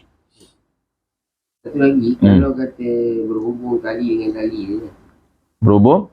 berhubung tali dengan tiang yang faham lah. Kalau berhubung tali dengan tali, kalau kita tarik, tali yang lagi satu tu dia bergerak. Tak boleh lah. Tali tu ada najis Tali yang lagi satu. ada najis Amplifier. tak boleh. Pada amplifier, faham lah. Dia tali dengan tali. Dia bergerak. Bila tak boleh. tu, tak boleh. tak boleh juga. tak boleh. Walaupun kalau kita tak dia bersambung. Dia bersambung. Dia dah lain. Tak boleh. Dia syarat dia kena kuat, kokoh. Dia bergerak macam, lepas tu dia bagi contoh tiang rumah dengan kapal. Kenapa dia bagi contoh tiang rumah dengan kapal? Tiang rumah maksudnya tarik tiang tak bergerak, kemah. Kapal, tarik kapal tak bergerak kapal. Maksudnya kemah bukan kemah tali tak putus dah. Kalau putus lagi kita tak bincang. Kuat tali tu. Tapi benda yang dia tarik tu kuat. Syarat dia benda dia tarik tu kuat. Barulah kita pegang tu tak batal, pegang tali. Sebab apa? Sebab benda itu, tali kena benda tu bukan ada najis pun. Dalam kapal tak ada najis. Oleh kerana kapal tu besar. Tarik tak bergerak, tak batal. Tapi kalau kapal ringan tak boleh. Tarik bergerak. Kalau bersambung dengan tali tu ada najis hujung, tapi kita ikat tali. Tarik bersambung bergerak tak boleh.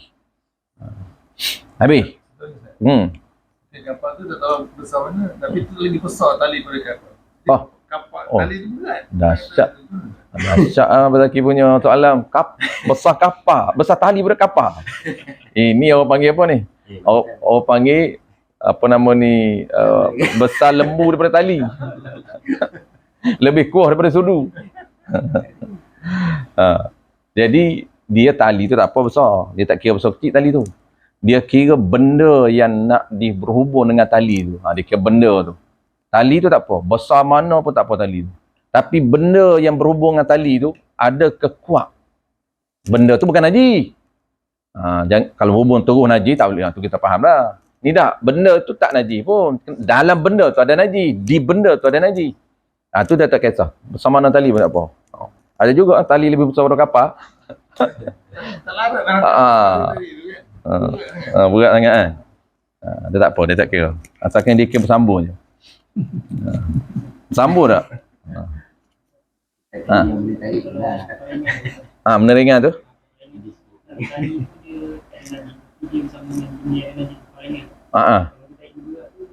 Tak boleh. Dia tak boleh. Walaupun tali tu memang tak ada najis. Kalau ada najis tali, awal-awal lagi. Tak najis pun pada tali tu. Dan tali tu kena pada benda tu, tepat tak najis pun. Tapi tak boleh juga. Sebab apa? Sebab tarik, bergerak. Seolah-olah bergerak tu najis. Seolah-olah bergerak tu najis. Tak dibenarkan. Kapal kita kan, kita tarik perahu. Dalam perahu tu ada tarik. Isi tarik dalam perahu tu sebab duduk seminggu tak ada tandah. Berok dalam tandah, berok dalam kapal. Bawa lah tom tu macam dulu, orang dulu. Kita yang tak hidup zaman dulu. Zaman kandang tarik tu. Dulu tarik dipikul. Rumah ni berok dalam tom. Puduh dulu. Tandah, belum tanah bergerak. Piramli tu dah bergerak dah ada tandah. Belum tanah bergerak belakang rumah, tandah orang berok dalam tom. Buat tom, penuh tom najis ni, panggil gang in the water. Dulu tak ada in the water. Dulu tak indah lagi. Sebab apa? Pikul. Datang pakai basikal dulu. Pakai basikal tu sebenarnya dah maju dah. Tok Guru cerita, belum basikal ni, dia orang buat bisnes tarik macam mana? Pikul. Kandar. Pakai kayu, depan satu tom tarik, belakang satu tom. Dia pikul tarik ni. Pikul tarik. Orang Melayu dulu tak nak pikul tarik. Orang Melayu semua dia nak maju dah. Geng-geng dia pikul tarik. Maju, baru pakai basikal. Depan tarik, belakang tarik. Basikal ni alam, pakai alam tu kan basikal alam tu. Basikal hang tua tu. Tom tarik duduk depan, belakang tarik ikat. Pakai tarik dulu. Dia ada tempat buangan. Tu tempat buangan dia tu. Dia buat macam kolam buangan dia, buangan dalam najis. Dia tak buang di sungai, tak boleh. Di sungai. Kalau buang di sungai pun sembunyi-sembunyi lah. Dibenarkan buah di sungai ni individu ya. Individu tu. Dia kalau kampung betul, tak ada tuan tarik pun. Dia panggil tanah bergerak. Hang elok cangkul. Cangkul. Tu elok lah. Hang tak elok dia bedal je berpokok je. Masuk, nak berok ni, masuk hutang. Senyap setengah jam, tiba-tiba muncul. Dah lepas lah, melepas dah tu. Datang zaman okey sikit, baru pakai cangkul. Pakai cangkul. Habis zaman cangkul, baru naik tom tandah. Habis tom tak larat dah, baru buat tandah. Jangan tak nampak macam mana tarik duduk dalam perahu. Itulah dia. Boh dalam plastik. Kenapa dia tak nak berak dalam laut? Tak nak berak di sungai? Dia kata makruh berak di sungai. Kan mengaji dah makruh berak di sungai. Air yang tenang makruh. Tapi makruh tu air sedikit. Kalau air banyak di sungai tak ada makruh apa pun. Hantam je. Tu dia ibarat apa? Itu makanan dia kata ikan. Butiang. Butiang. Butiang. Itu makruh tiam ni. Adab matahari. Kalau tak ada matahari tak apa. Tak makruh. Kalau kita nak adab matahari, tu yang jarak kita bubuh benda tu. Tapi kalau tak nak adab matahari, berak. Tak membelakangi matahari tak apa. Habis lah isu yang terakhir. Masalah tu kita baca masalah. Adapun tali berumur najis dah. Habis dah. Maka kita pijak atau duduk atasnya pada tempat yang tiada najis, maka tiada batal sembahyangnya. Kenapa? Kerana pijak. Dan demikian juga ada najis di hujung sajadah. Sama lah. Atau di tengah sajadah. Orang Melayu panggil sajadah. Ya, jadi asal dia sajadah. Dan kita pijak atas sajadah itu. Hujung tu ada tek cicak. Kita pijak atas sajadah tu. Dan duduk atasnya. Duduk. Dengan tiada bersentuh anggota kita dan pakaian kita ketika berdiri dan ketika duduk, maka tiada batal sembahyangnya. Kenapa tak batal? Kerana bukan dinamakan tempat sembahyang. Tempat sembahyang tempat kita pijak. Ni kita pijak, tak cicak di sebelah. Tak apa.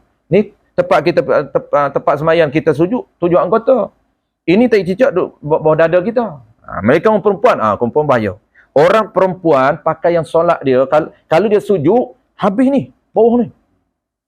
Tu tak boleh. Tu dipanggil bagi orang perempuan tempat sembahyang dia lebih luas pada kita.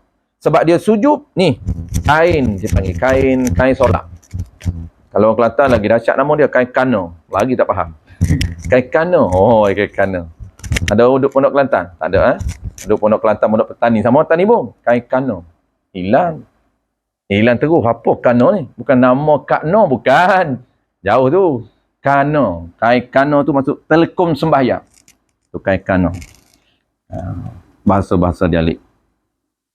Tu yang orang nak mengaji kitab petani, nak mengaji kitab Kelantan, dan kitab terjemahan Melayu diberintis oleh ulama Fatani dengan ulama Kelantan. Bahasa dia majoriti bahasa petani Kelantan. Maka kita kena baca dengan guru. Perhamba. Ada saya dengar baca kitab maka perhamba. Ini silap cetak. Silap cetak apa? Perhamba tu bahasa petani. Perhamba. Hamba betul. Ni tambah. Pandai-pandai dia. Ini tanda tak mengaji. Baca je. Perhamba ini lebih mubalarah daripada hamba. Tu banyak tu dalam kitab taklim. Kita penutup tu. Banyak dia guna perhamba. Sayugio tu biasa. Ya, yang bagi tu. Ni perhamba. Tulis. Ni tuan-tuan. Silap cetak. Buan pa tu. Buan. Hamba je. Hamba tu apa? Orang Kelantan dengan Patani. Hamba tu saya. Yang tu dia tahu. Nampak tak? Adab tak betul tu adab tu. Tiap pangkah tu. Adab dengan kitab. Kalau betul cara cetak pun jangan pangkah. Kurung kan? Tu beradab dengan kitab. Kena baca pelita penutup. Kena baca taklim. Tapi dahsyatnya orang baca pelita penutup pun tak ada adab. Dia baca kitab pelita penutup, dia suruh buang pa. Tu perhamba tu pelita penutup. Dalam kitab pelita penutup kata apa? Kalaulah jatuh cetakan ataupun jatuh berlebih cetak, jangan pangkah. Kurung. Beradab dengan musannif. Takut. Beradab dengan musannif, jangan pangkah. Jangan buat Macam kita akademik kan, kita terus pangkah. Silap. Tak. Kurungkan. Tu beradab. Orang ini tak ada adab satu hal. Condemn tu. Condemn kita. Dia tak faham. Dia kata, ini ni musannif tak tahulah apa dia nak sebenarnya. Memang tak tahu apa dia pun nak dah hantar mengaji. Tak tahu apa nak sebenarnya dia kata. Apa sebenarnya? Dia tak mengaji, tak nampak. Sebab baik dia tidak tak wali. Kalau tak wali, mimpi teruk. Okey, yang kita biasa cerita kan. Orang baca kitab apa? Syekh Daud. Baca kitab Syekh Daud. Dia condemn Syekh Daud. Siap malam tu mimpi. Syekh Daud siap libah dengan kain apa? Kain lepah. Orang Kelantan ni kan dia serban. Dia serban dengan kain lepah. Kain lepah. Kain lepah ni kain batik tu. Dia mimpi malam tu, Syekh Daud jumpa dia. Syekh Daud kata, sedap mu dia. Mu kata kaku dia tu. Dia condemn Syekh Daud. Syekh Daud dia kata apa? Dia kata, ni Syekh Daud murak. Dia kisah apa? Kisah murak. Murak tu maksudnya, apa sebenarnya Syekh Daud nak? Bukan dia condemn apa pun.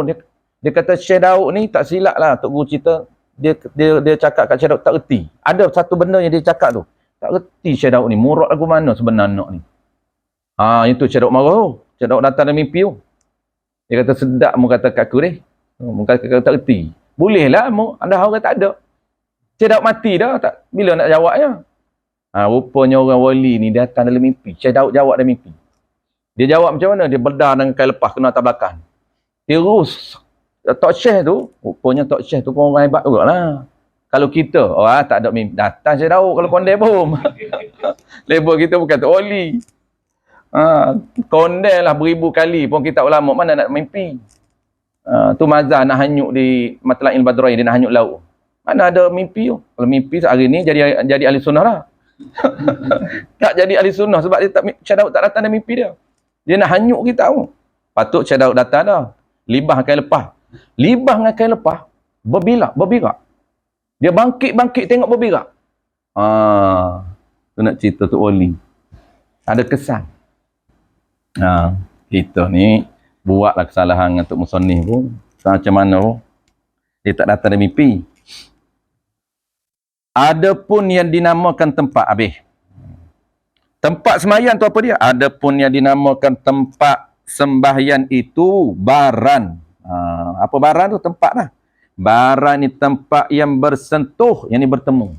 Baran yang bertemu dengan kita. Dengan kita ni musalli lah, orang sembahyang. Dan pakaian kita, pakaian orang sembahyang kita tu. Pada ketika gerak dan diam. Jangan kita buat orang umum pula. Kita orang solat lah.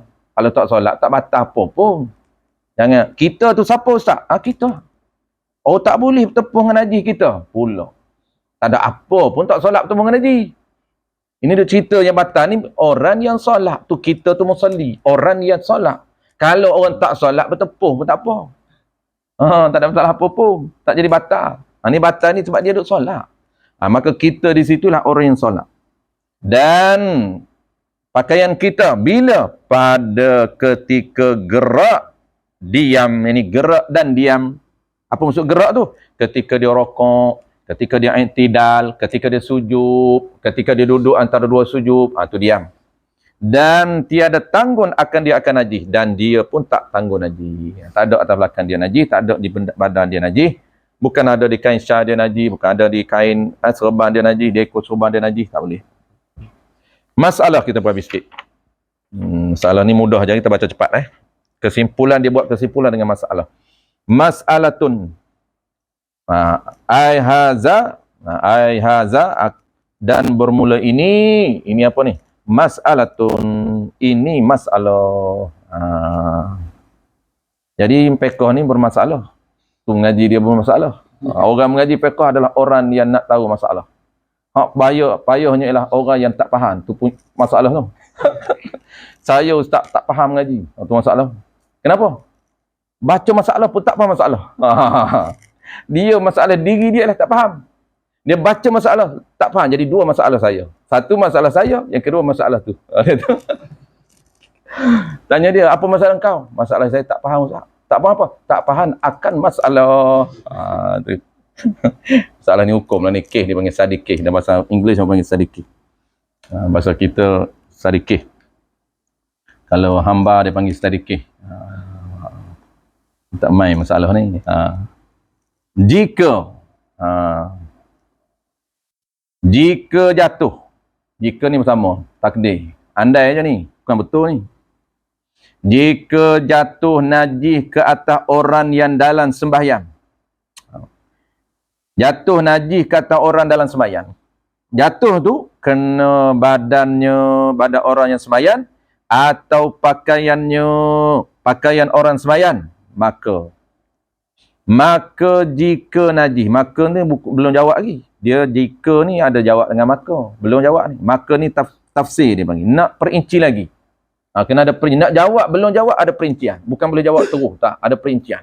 Dia panggil apa? Dia panggil ada seni. Dalam fiqah ni, sebelum menjawab, dia kena ikut disiplin ilmu. Ni dia panggil seni. Bukan terus jawab, bukan. Pakar macam mana pun dia tak boleh terus jawab. Dia kena tengok dulu. Ni isu ni orang kata, kalau jatuh najis ketika kita duduk solat, adakah batal? Jangan jawab batal terus. Fa'ut tafsil. Kena detail. Jika maka nak tafsir. Jika najis itu kering, sebab kita tak boleh jawab batal. Ada tak batal jatuh najis? Kalau najis itu kering. Ada batal auto kalau najis itu basah. Tengok. Maka jika najis itu kering, maka hendaklah dengan segera dilempar. Wajib. Kalau najis itu kering, apa tindakan dia? Tak batal. Wajib dengan segera dilempar. Apa lempar tu? Buan. Kau tak pandai kau tak reti lempar. Dia pun berbadal lagi. Buannya najis kering tu. Tu dia panggil lembuam, itu dipanggil badal bagi lempar. Dan dilempar buan. Najis kering tu. Lempar tu ada cara dia, dengar. Dengan ni takluk lempar. Bukan lempar semata-mata pegang geram, pegang najis tu. Tak boleh, batal. Lempar tu dengan tiada sentuhnya najis kering tu. Dan tiada tanggumnya, tanggum najis kering. Tak boleh. Kalau lempar ramah buan, tak boleh. Ni najis kering apa ni? Tak cicak dua atas. Jatuh kering tak? Kering. Kita pun jentik terus. Jentik tu sentuh. Dia syarat. Syarat najis kering pun dia kena lempar buan dengan tiada sentuhnya. Dan tiada tanggung, tak boleh tanggung. Sentuh pun tak boleh, tanggung tak boleh macam ni. Tanggung tak boleh. Sentuh macam ni. Jentik, tanggung. Dan tiada tanggungnya, maka baru jawab. Maka jawab. Maka tiada batal sembahyangnya. Dengan syarat apa tu? Tak batal tu? Dengan syarat pertama najis kering, yang kedua cara buang. Najis kering pertama, yang kedua wajib segera kena buang. Kalaulah lambat buang walaupun najis kering batal. Tu kata najis kering, ya tak batal, tapi ada syarat dia. Bukan najis kering itlaq semata-mata kering tak batal. Tak, dia ada syarat dia. Apa syarat pertama? Wajib segera buang. Yang kedua, cara buang. Cara buang tak boleh sentuh, tak boleh tanggung. Macam mana nak buang tak boleh sentuh, tak boleh kambut? Jangan kita tak sentuh. Ni ataupun kita jentik tempat yang tak kena najis. Jangan kena. Tak boleh kena. Walaupun dia kering tak boleh. Habis. Adapun jika najis tu basah, adapun dia panggil muqabil. Muqabil orang lama panggil gulawan. Gulawan mana nak faham orang KL. Orang Kedah boleh Duk mengaji 5 tahun di Kedah. Duk mengaji 5 tahun di Pondok Kelantan baru faham gulawan. Kita KL mana nak faham gulawan? Tanya orang pondok, apa gulawan? Gulawan lah. Tak faham? Tak faham? Ya, gulawan. Tanya lagi tinggi. Gulawan. Yalah, tak faham. Lagi dia tinggi suara, gulawan. Orang cakap. Cakap. Tutup kitab lah senang macam tu. Dia tak boleh cerita, dia faham. Sebab tu mengaji dia lama. Tok Guru dulu cakap apa? Mengaji bagi lama. Dia tak nak jawab. Tok Guru, muqabil apa? Tak faham muqabil. Ya Allah, mengaji bagi lama. Kalau aku cakap awal, balik awal. Dia tak nak bagi balik awal, duduk 5 tahun. Lepas 5 tahun faham. Ada juga cara macam tu. Lepas tu di pondok, jangan tanya benda-benda basic, dia tak jawab. Nak tanya benda basic ni, tanya dengan senior. Di pondok dia panggil senior. Dia panggil kepala telaah. Kepala. Dia ada kepala. Kepala apa ni? Kepala telaah. Tu pun tak faham juga tu, bahasa pondok tu. Sudah. Baru-baru masuk pondok ni, Jakum, istilah pondok, kena faham istilah tu. Panggil kepala telaah. Tak panggil abang senior, tak panggil. Itu campus. Campus lain, pondok lain. Lain padan, lain belalan. Lain golok, lain ulu dia. Kepala mutalaah. Mutalaah ni apa dia tahu mutalaah? Dia tahu mutalaah ni subjek. Di tulang Arab tu kan ada mutalaah. Tanyalah abang mutalaah. Abang mutalaah ni dia bacalah. Baca atas pondok dia, penuh pondok tu. Butuh pondok dia. Abang senior-senior ni dia baca kitab di pondok dia. Ada penuh duduk bawah pondok ada. Duduk bawah pondok ni. Atas ni semua bentuk-bentuk orang ni. Duduk bawah pun ada. Boleh beranilah tanya. Tok Guru tak berani. Ni kalau basic-basic. Muqabbir apa muqabbir? Baru dia beritahu. Dia beritahu pun gulauan je. nak lebih cari sendiri je. Gulauan. Aku tak reti terjemah. Aku ikut bahasa aku dia tak. Aku bahasa Kelantan, bahasa Petani, bahasa Kedah. Gulauan nak terjemah macam mana? Saya KL cari sendiri. Aduh. Tengok orang KL. Pergi duduk Petani, balik cakap Petani. Tak boleh cakap KL. Orang nak terjemah lah KL. Itu orang hantar pergi Petani tu. Ni hamba ni, balik-balik cakap Kedah. Tu apa adik hamba nama apa dek? Aidi. Adi cakap Kedah. Tu dia tak keluar je bahasa Kedah dia. So dia mengajar bahasa Kedah. Lah. Orang KL teranga juga. Muqabbir ni, apa maksud muqabbir? Muqabbir ni dia ada pasangan dia. Dia ada kombinasi dia. Jadi setiap isu tu ada kala isu tunggal, induk, dia tak ada kombinasi. Ada kadang-kadang isu tu dia ada pasangan dia. Itu orang panggil muqabbir. Dia nak combine dengan apa? Tadi dia kata najis kering. Kering ada lawa tak? Ada lah, basah. Itu dipanggil pasangan dia. Perempuan berpasangan dengan lelaki. Betina berpasangan jantan. Basah berpasangan dengan kering. Itu pasangan dia. Adapun jika najis itu basah, itu dipanggil kes yang kedua ini, kes yang dikombainkan dengan kes pertama. Masuk combine ni, sebaliknya, hukum berbeza, sebaliknya. Jika najis itu basah, kena atas kopiahnya seseorang, atau atas serbannya, serban orang yang solat, maka hendaklah, wajib. Ada cara juga. Hendaklah dengan segera, tak boleh delay, tak boleh berlambatan, segera. Kalau lambat tak boleh, batal. Hendaklah segera dikais buan.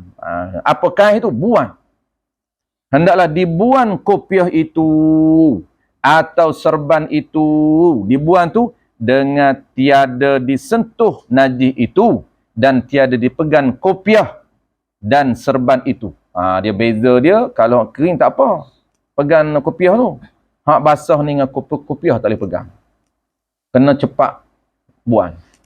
Kalau kopiah kita ni, di atas ni, kena cepat-cepat buang. Jangan tangguh. Jangan kita buat macam ni. Ini kita menanggung. Kalau najis kering tak apa. Najis kering jangan sentuh je. Najis basah tanggung pun tak boleh. Tanggung tak boleh. Dia kena buang tanpa menanggung ataupun tanpa sentuh. Dengan tiada disentuh, tiada bertemu najis itu dan tiada dipegang kopiah dan serban itu dan tiada jadi tanggun serban dan kopiah itu, maka tiada batal sembahyangnya. Kalau basah pun tak auto batal. Melainkan ada auto batal. Basah ni macam mana? Kalaulah basah kena pada jubah, tu auto. Nak buang tak boleh. Ni, basah dia melekat tu. Sebab tu dia kata di kopiah. Tapi kalau kena tempat yang tak boleh nak buang, memang auto batal. Auto batal. Contoh, tahi cicak basah fresh baru keluar daripada ladang. Dia memang dia standby dah. Dia tengok mana Abang Zaki nak solat kat mana. Kawan dah ada dah atas. Solat kat situ. Dia dah bagi isyarat dah. Dia bagi bunyi dah. Dia kata solat. Dia setting cantik. Setting macam mana? Dia tak nak setting atas ni. Dia tahu. Haji ni mengaji dia kata. Kalau setting atas ni dia boleh buat. Setting bagi kena atas ni. Kena atas ni terus melekat. Sebab basah. Kalau kering tak apa. Ada kadang-kadang walaupun fresh dari ladang tapi kering. Tak apa yang tu. Macam mana nak tahu kering tak kering? Tengok. Terus melekat. Melekat tidak ada cara. Memang batal. Nak buang tak boleh. Kalau buang pun masih melekat. Contohlah kita buat macam ni. Tak kena pun kan. Dia jatuh tapi masih melekat sebab dia bukan kering. Tapi kering dia terus jatuh tanpa meninggalkan kesan. Kalau cicak basah dia akan meninggalkan kesan. Itu tak boleh buat apa. Masjid lain. Masjid tak boleh. Masjid ni ada kala dia tak auto berhenti juga. Kalau masa masih panjang auto berhenti. Tapi masa pendek, kalau berhenti tak sempat nak solat. Sebab masa contoh 2 rakaat lagi nak habis. Kalau habis, contohlah kita nak stop sekarang ni, sempat tak 5 minit lagi untuk solat dalam waktu, tak sempat. Itu tak wajib berhenti. Habiskan dulu, bagi salam, wajib segera keluar. Buang. Adik dia ada di belakang, tak silap dia ada isu di belakang. Dia masalah juga. Kalau di baju ke di kopiah saja? Sama aja. Sebab kalau di kopiah, di baju tak apa, di baju dah tak kisah dah, dia basah auto dah ni, di kopiah. Di kopiah yang kata kena buang tu, buang sekira bukan dalam masjid. Kalau najis basah di kopiah, kita wajib buang segera dan buang dengan cara tak tanggung, tak sentuh. Tapi ingat, najis kering dan najis basah nak buang itu bukan dalam masjid. Kalau dalam masjid, tak boleh buang. Lepas tu macam mana? Tak boleh buang, auto batal. Yes, kalau masa panjang boleh solat lain, auto batal. Kena buang najis atas payah kita di luar masjid, baru sembahyang lain. Tapi kalau masa tak ada, tak cukup masa tu, solat, teruskan solat. Sebab masa tak cukup. Kalau kita berhenti, tak sempat dalam nak takbir dan salam dalam waktu. Maka teruskan walaupun najis ada. Tak batal. Tak silap ada dalam kitab kita. Ada bawah. Okey. Kita turunkan. Adapun jika najis tu basah Nabi ada bawah tu. Mana? Inilah tu. Tu. Dan tiada jadi tanggungnya, maka tiada batal sembahyangnya. Habis. Ni tak ada batal sembahyang tu apa? Najis yang basah, kena atas kopiah dia, segera dia buang. Tanpa sentuh, tanpa tanggung. Tak batal. Inilah. Ini apa ni? Inilah ni masalah. Ini ni, masalah ni, isu ni, pada bukan dalam masjid. Dua-dua isu ni. Isu kering, najis kering, kita buang. Najis basah, kita buang segera. Isu ni bukan dalam masjid. Tu. Ada pun, ni muqabil. Muqabil dalam masjid. Tu dipanggil lawan pada pasangan kepada masjid, dalam masjid, luar masjid. Kalau dalam masjid macam mana? Adapun jika dalam masjid, maka perinci. Maka jawab jika. Maka haram ia orang solat itu jatuhkan najis itu dalam masjid. Tak boleh jatuh dalam masjid. Haram. Kalau buat haram. Lepas tu nak buat macam mana? Maka hendaklah ia berhenti sembahyang. Pergi buang najis yang kenanya itu di luar masjid. Ni auto batal. Jangan pergi buang datang sambung balik, itu betul benda. Kita tengok macam mana Tok Guru sebut. Maka hendak ia berhenti sembahyangnya. Berhenti tu buat apa? Pergi buang najis yang kenanya itu. Pergi buang kat mana? Di luar masjid. Beritahu satu-satu. Jika pergi buang tu, masuk pergi buang tu berhenti. Masuk berhenti tu, batal lah sembahyang tu. Jangan pergi buang masjid, datang pula sambung. Telur benda. Nak baca kitab pun tengok. Telur faham sendiri. Tu kata mengaji ke tidak faham sendiri. Mudah je sulam sebiam ni. Mudah lah baca nak tahu. Baca, ramai orang baca hari ni. Sedap goreng tu. Anak murid tanya, tak tanya, sedap. Cuba tanya sekali, selegok dia. Jawab, sambung lah, tak ada masalah apa boleh tak? Boleh jalan. Jalan selangkah, 2 langkah, 3 langkah, pandai. Jika dapat, yang kata batal tu, jika dapat di sembahyang pula itu sempurna dalam waktu. Kalau waktu cukup, boleh. Maka jika sempit, apa maksud sempit? Tak boleh, tak cukup. Maksud sempit ni apa? Tak cukup 4 rakaat dalam waktu. Tu tak cukup tu. Maka hendaklah ia kaisnya jatuh dalam masjid. Silap tadi. Bukan biar kat situ. Kena kais juga. Jatuh dalam masjid. Bukan duduk di badan. Sebab duduk di badan kan tak sah lah. Semayan. Maka hendaklah ia kaisnya. Dia jatuhkan dalam masjid. Haram. Tapi antara duduk tempat dia. Ini dia panggil apa? Priority. Kalau duduk tempat dia najis, duduk di badan dia batal. Nak pilih macam mana? Kalau jatuh bawah haram. Nak pilih batal ke nak pilih haram bawah? Kena pilih bawah. Kalau duduk di dia, duduk layan, batal. Nak pilih batal dia ataupun pilih buan di masjid. Jangan pilih batal dia. Pilih buan di masjid. Walaupun haram. Buan jatuh dalam masjid. Dan apabila ia sudah sembahyang, maka hendaklah wajib tu. Ia ambil najis itu buan keluar masjid. Tu dia panggil hendaklah situ wajib. Wajib segera dia panggil. Dia duduk wirid panjang. Wajib buan segera. Dan wajib ia basuh masjid tempat yang kena najis tu. Jangan biar macam tu. Jangan suruh Tok Siap. Tok Siap mana nak nampak. Dia yang buat. Wajib. Wajib itu tanggungjawab dia. Wajib ia basuh masjid tempat yang kena najis itu. Jika najis itu basah. Jika tu qaid pada wajib basuh. Kalau najis kering tak wajib basuh. Sunat basuh. Kalau najis kering sunat basuh, najis basah wajib basuh. Tu. Habis. Adapun penutup. Adapun najis yang basah yang kena badan. Ni tak ada apa ni. Ni tak boleh buat apa. Kena badan, auto. Kena badannya. Atau yang kena bajunya. Atau kena kain yang dipakainya. Maka batal sembahyang. Dia panggil batal mutlak. Itlak batal. Tak boleh nak kain apa dah. Nak cabut macam mana. Akan nak telanjang kot. Dan wajib ia kerana apa? Batal tu kerana tiada ada jalan yang boleh buannya dengan segera. Tak boleh buan dengan segera. Dia wajib buan segera. Lambat tak boleh. Macam contoh atas kopiah kan. Jatuh najis kering, jatuh najis basah, wajib buan segera. Cara buan tu berbeza. Kalau kering lebih mudah buan. Asalkan jangan sentuh aja. Kena sentuh jangan. Tapi kalau cara basah, najis basah, buan dia lebih ketat. Macam mana? Tak boleh sentuh, tak boleh buan, tak boleh tanggung. Macam mana? Buatlah macam mana pun. Jangan duduk sentuh. Sebab sentuh najis tu, kalau najis tu basah tak boleh. Tapi najis kering mudah. Najis kering, buan, cara buan tu macam mana boleh? Jangan pegang najis je. Jadi batalkan jalan solat tu, mana? Yang ni jatuh atas badan, jatuh atas baju, auto batal. Sebab apa?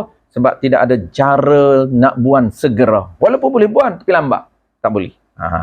Itu dia kena ingat syarat. Sebab tu orang tanya, kenapa jatuh pada badan auto batal? Mana tak perlu tengok syarat tu, mana auto tu? Kenapa? Kerana syarat pertama tak lepas. Syarat pertama tu wajib segera buan. Tu tak lepas. Sebab tak ada cara nak buan segera. Tu tak perlulah tanya cara buan. Kalau dia perasan kalau dia perasan lah. Tak boleh tak apa. Tak perasan ni sampai ke bila pun tak apa. Jangan orang cakap dah. Kalau dia selesai dah Ustaz, dia keluar, dia boleh nampak baju dia. Tengok masa. Kalaulah masa salam dengan dapat kesan najis di badan dia tu, pendek masa dia. Masuk pendek ni, segera dia dapat tahu. Lepas bagi salam, kadar masa salam dengan dapat kesan najis tu, dia panggil segera. Maksudnya tak luas masa. Maksudnya tak panjang kadar masa dia. Apabila kadar masa tak panjang, tidak ada ruang ihtimal. Tak boleh nak andai. Wajib qada. Wajib qada. Wajib ulang lah. Bukan qada. Tapi kalau kadar masa panjang, ada ruang ihtimal. Ruang ihtimal sebab apa? Tak yakin. Ada ruang kemungkinan. Apa maksud ihtimal? Kebarangkalian najis baru jatuh. Ada kebarangkalian. Apabila ada kebarangkalian, tak yakin. Yakin tak? Tak yakin. Apabila tak yakin, tengok ada tak kebarangkalian untuk jatuh najis selepas salam. Mungkin. Masa duduk berjalan, mungkin cicak bau berak. Bila? Mungkin dah tak yakin. Kalau dia berak dalam sembahyang, mungkin juga dalam sembahyang. Tapi oleh kerana ada kemungkinan di luar sembahyang, tak perlu qada. Kenapa tak perlu qada? Kerana dah lepas solat. Dia kaedah dalam solat lain, di luar solat lain. Di luar solat lain, dalam solat lain. Kalau dalam solat, lain. Tu. Macam najis lah, macam ni lah. Sama je, contoh. Kita bagi salam. Lepas bagi salam, tengok-tengok dalam poket ada jenazah semut. 2 ekor semut. Innalillah lah. Kalau tak innalillah, tak ada salah apa-apa. Penuh semut di badan pun tak apa. Takbir Allahu Akbar. Kalkatu datang hurum. Penuh kalkatu. Musim kalkatu. Penuh. Ataupun lebah. Semaya ada hutan lebah. Lebah datang parking atas ni. Ni, semaya khusyuk. Khusyuk. Tu yang lebah boleh parking tu. Apa hukum? Tak ada masalah apa. Bukan bangkai, hidup. Yang kita sebut ni bangkai semut. 2 ekor. Bila? Bapah bagi salam, segera. Itu tak ada. Ruang ihtimal wajib ulang balik solat. Tapi kalau ada ruang kebarangkalian, mungkin semut baru meninggal. Waktu dia duduk berjalan tu, meninggal ketika dia berjalan. Masa belum salam itu, mungkin dia tak meninggal lagi. Ada kebarangkalian untuk kita kata mungkin tak meninggal lagi. Itu boleh. Itu kena luaskan hukum fiqh tu, kena mengaji usul fiqh. Kena mengaji kaedah fiqhiyah. Usul fiqh tu untuk tahu je. Untuk tahu macam mana hukum tu dikeluarkan. Kemudian nak kumpul kaedah fiqh. Kena mengaji kaedah fiqh. Barulah jawapan itu cantik. Barulah dia tak hantam. Kalau tidak hantam, macam mana? Orang tanya, kecing pula dah. Kucing datang parking duduk atas riba. Batal lah ustaz. Kucing tak masuk berak. Fikir dengan otak dia. Bila masa kucing masuk berak? Kucing kencing malah tandah pun tak masuk berak. Kita duduk tahiyyatul mubah, datang parking naik. Kucing manja. Berhenti terus solat. Kenapa dia berhenti? Ni, datang kucing ni. Ya, kenapa? Batal lah. Di punggung dia kan berak tak basuh. Kalau tak mengaji kaedah fiqh, macam mana nak keluar hukum tu? Betul. Batal. Kenapa batal? Tu kucing ada najis. Sebab di punggung kucing ada najis. Di punggung kucing ada najis. Kalau fikir, otak logik tak? Logik. Dia tak mengaji kaedah fiqh. Yang sebenar, tak batal. Kenapa tak batal? Yakin tak? Di punggung. Tak yakin, tak perlu dah duduk belek. Duduk tengah tahiyat tu selok ekor. Tengok ada tahi tak? Tengok ada tahi, yakin, batal. Tak yakin. Ingat kaedah tak yakin. Al-yakin la yuzalu bisyaki. Ada 5 kaedah pecahan.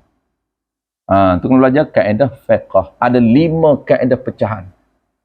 Dia ada yang induk, ada pecahan. Satu-satu tu dia keluar pecahan. Tu.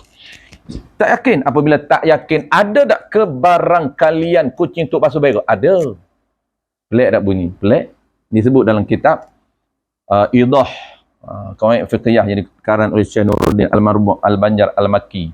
Dia karan kitab tu apa kitab utama dia? Asbahun Nadha'ir.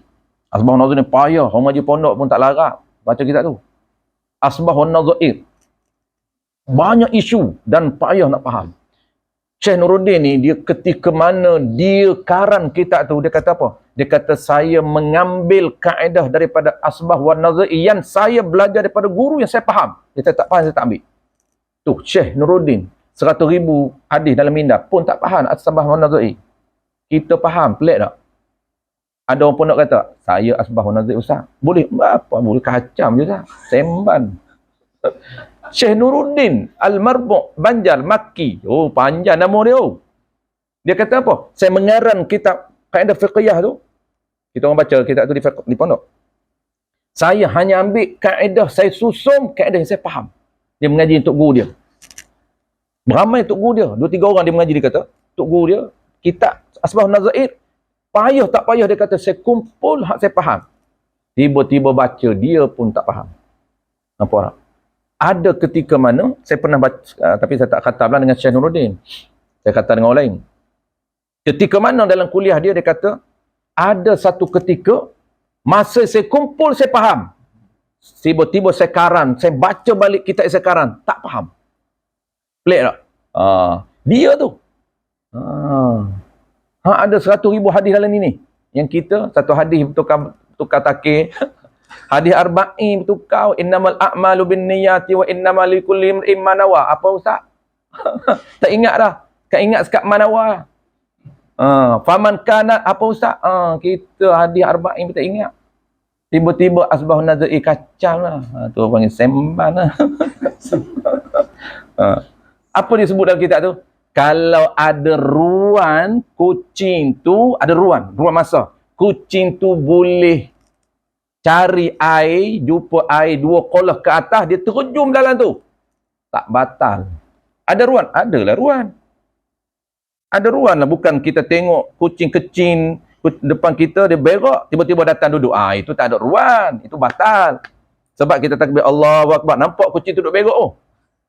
Kejap aja dia datang tahiyat akhir. Dua tahiyat akhir dia parking. Batal. Yakin. Tapi masa nak berak, masa dia kita takbir, dia tak nampak pun dia berak. Tak nampak apa pun. Kalau nampak tu jauh, masa jauh ni, kira jauh. Nampak berak tak? Tadi. Sekarang ni, setengah jam dah. Setengah jam sempat ada dia pergi cari air. 2 kolah ke atas, terjun. Sempat. Ada air ke Ustaz? Tak payah tanya tu. Mana ada air klinik ni Ustaz? Andai tu, kata andai tu. Ngaji kitab Qawaid Fiqhiyah.